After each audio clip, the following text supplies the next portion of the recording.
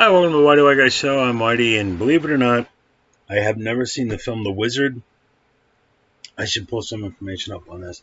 I'm going to talk about it. But, cell phone, hello, smartphone. So, The Wizard came out in the late 80s, I want to say 89, and it stars Fred Savage, Beau Bridges, Christian Slater, and then a slew of people that you've seen before in smaller roles. And what happens is he had a. Okay, so before the film begins, you got a Christian. Beau Bridges is married to a lady. They have Christian Slater and Fred Savage's kids, and then somehow there's Jim Woods. I think it was Jimmy Woods. Jimmy Woods is the son who had a twin sister who accidentally drowned. Um, and then he's scarred by this, kind of like traumatized. And for most of the film, he didn't say hardly anything. That's Wizard of Oz. Come on. Except for California. And so he has this penchant for wandering off and wandering into the desert and just wandering away. And the Beau Bridges and the wife have divorced. They've remarried. This is now a couple years since the accident. And the little boy, Jimmy Woods, is very traumatized. And so his now stepdad and the mom who have custody of him over Beau Bridges, who has custody. I think Christian Slater is an adult in the film, and then Fred Savage is Beau Bridges has custody of him post-divorce. And so the mom and the stepdad want to institutionalize Jimmy because he's. And I don't think they establish. At first, watching the film, I thought it's going to turn out he's autistic. No, he's just traumatized. So Fred Savage rescues him from this home, and then they come up with this plan to go to California. And what's odd is that at first there was no reason for them to go to California. So early on, Fred Savage is throwing darts at a board, and one hits California map, and he goes, California. And then little Jimmy, the only thing he says for the first hour of the film is, California. And you're like, what? But they go to California with $30 to their name or something like that. And then they meet this middle school age girl. I forget her name, Haley, I think. And she wants to go to California too, or she's coming in from Reno, and she has the $6 more they need to get a bus ticket to go to somewhere. I don't know. It's very highfalutin. Meanwhile, the mom and the stepdad have hired a private detective to find the kids, and Beau Bridges and Christian Slater took off in the pickup truck to go find these two kids. And it's like they're elementary school and middle school age kids going from, I think it was like from Utah to California. Like the authorities would so be involved, not just a private detective. Like, dude, state troopers would be looking out for these kids. Who would be the other one? I'm blanking on it right now.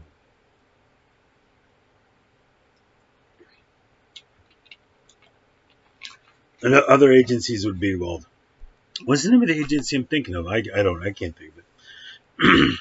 But I didn't actually watch this film all the way through. I can't. It's kind of fun, but it's a huge product placement film. It's Nintendo all over the place. Not even Super Nintendo. Just Nintendo was huge, and Super Mario Bros. 3 had just come out, and so it's a film that has some good act. You know, I likes me some Christian Slater, Beau Bridges, Fred Savage. I'm not a huge fan of, but he's for a kid his age, he was very talented, very natural actor. Um, Jenny Lewis plays Haley. I've seen her in some other stuff, maybe. Um, and there's some various staples from the era. Let me see if I can find this guy's name. Frank McRae, who plays Spanky. He's been in all kinds of stuff. I've seen all kinds of stuff. Um, but it was clear. It's frustrating because there's some smart decisions. So at one point, some bullies are picking on Fred Savage and the kid, Jimmy Woods, and one guy steals the kid's hat. A little while later, Bo Bridges and Christian Slater walk in and see the kid wearing a hat, and it's the dad's company hat. So it's like, there's no other reason you'd have this hat. You took this from my kid, you jerk. Just as he's about to pound on him, the other kid, who was like the big Nintendo player, who's going to be the competition, he just happens to be sitting there and he goes, well, I know where they went. And he opens up the magazine to the thing about the $50,000 contest. So what happens is the young girl, is it Haley Brooks? Just Haley. I think it's Haley Brooks. She's like, they discover midway through the journey, as they're just playing arcade games, that Jimmy has a talent for arcade games where he's like amazing. And then Haley's like, oh, there's this contest, you can win $50,000. Must be in the next few days. We need to go to California, where we were all already heading independent of this contest. And we're going to go play in this video game contest, and Duder's going to win 50 grand because he's amazing at video games. And that's all fair and good. But it's just odd that by happenstance, they were already heading in that direction.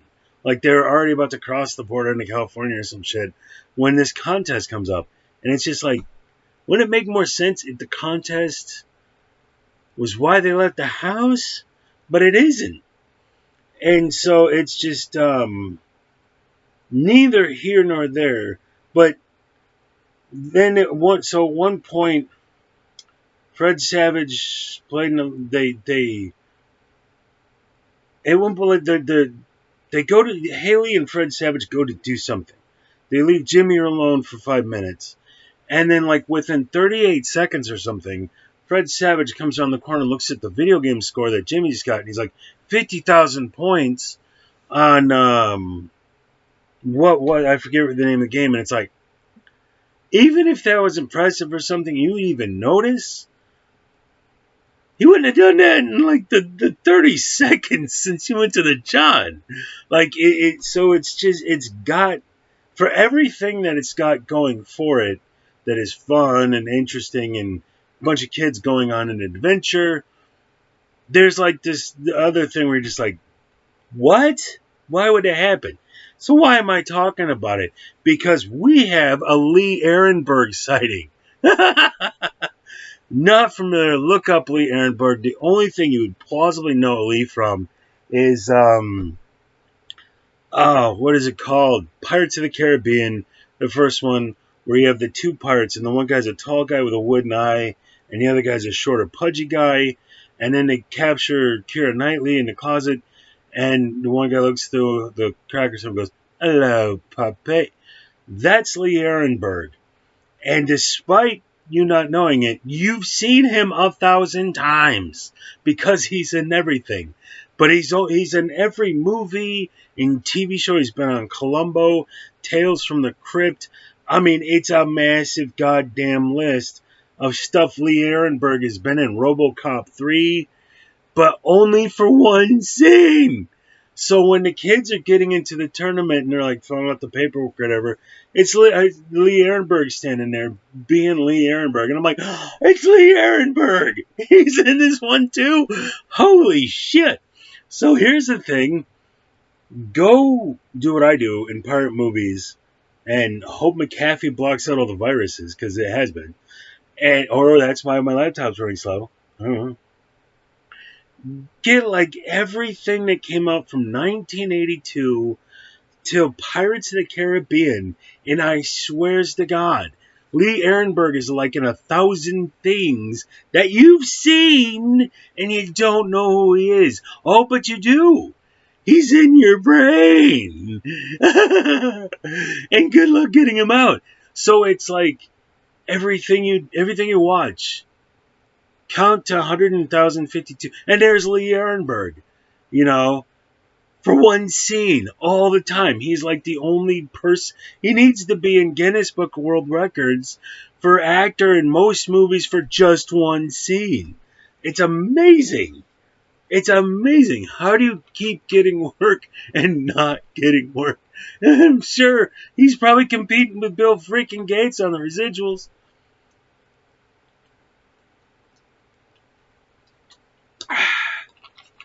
So I don't know what to tell you about the Wizard. It's both good and bad at the same time. But at the end of the film, they end up at the same dinosaur park thing as Pee-wee's Big Adventure and a whole slew of other films. So it's like everybody in Hollywood, I'm just gonna say every old Jewish guy in Hollywood that had a scheme going, you know, throw 'em off the here's $250,000 for your film. Shoot over here the dinosaur thing that is in every movie in the 80s and early 90s. And so it's like it has some good actors. It has some good elements. There's some likable points. It's an interesting story. It's just product placement, product placement, product placement.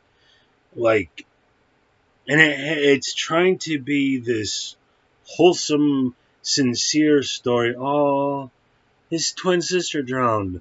So they're going to California because of video games?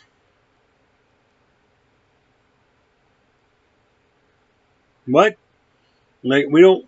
So if he wins $50,000 at this video game competition, he won't be institutionalized, even though he went from Utah to California as a runaway.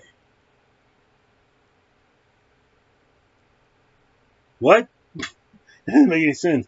But then, like at the end, the private detective guy is like rooting for him when they finally get to the game. Like he catches after going through hell trying to find these kids, and he actually feels sorry for a guy. I do, even though he's sketchy as shit.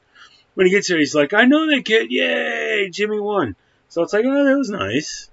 And instead of having him be just an all points villain, he's just an unfortunate schmuck in the wrong profession. So the Wizard, what can you do? It's not bad. It ain't good, but I remember it. I never saw it all the way through, but it was something iconic that you were aware of as a kid. You're 5 to 15 years old in the late '80s, early '90s. You were aware of the Wizard, Bo Bridges. I don't know.